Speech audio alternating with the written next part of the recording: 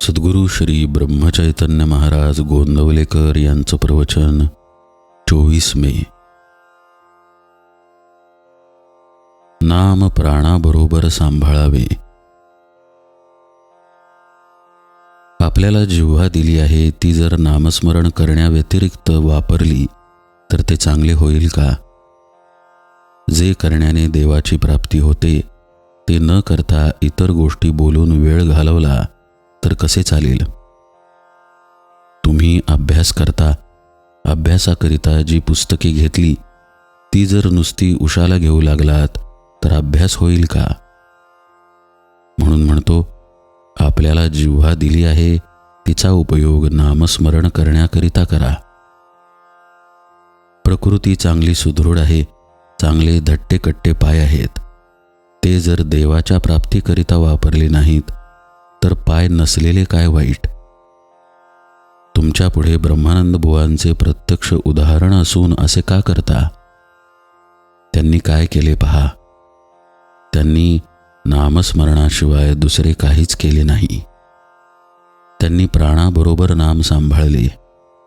तुम्हाला तितके जरी करता आले नाही तरी जसे देहावर प्रेम करता तसे तरी नामावर प्रेम ठेवा.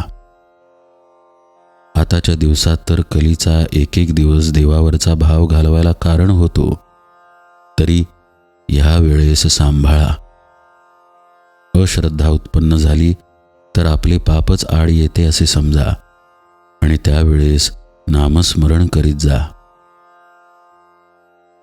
माझ्यावर व्यवहाराबाबत पाहिजे तर विश्वास ठेवू नका, पण नामस्मरण करायला सांगतो त्यावर विश्वास ठेवा.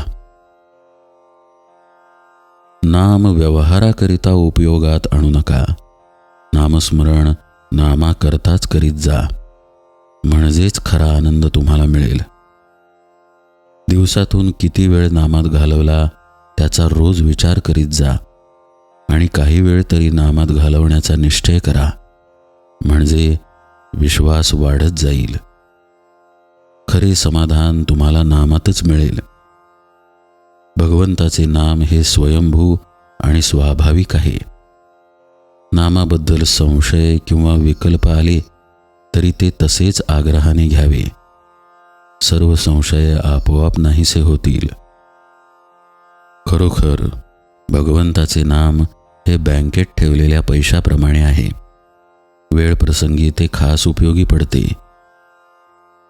विकल्पांच्या उच्चाटनाची गुरुकिल्ली म्हणजे नाम होय. भगवंताला अनन्य शरण जाऊन तुझ्या नामाचे प्रेम मला दे अशी काकुळतीने त्याची प्रार्थना करावी, म्हणजे नामाचे प्रेम आपोआप वाढेल आणि भगवंताचे खरे दर्शन घडेल. वासनेमुळे माझ्या आनंदाचा भंग होतो, म्हणजे वासना माझ्या आनंदाची चोरीच करते. ज्या समाधानाकरता माझी खटपट चाललेली असते ते समाधानच वासना हिरावून नेते. नामस्मरणाने या वासनेला योग्य दिशा मिळते.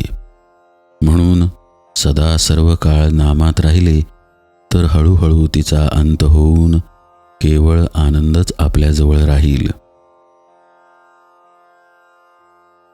आपण आपल्या जिभेला नामाचा चाळाच लावून घ्यावा. पहिल्याने विसरेल, पण सवयीने आपोआप आठवेल. जानकी जीवन स्मरण जय जय राम.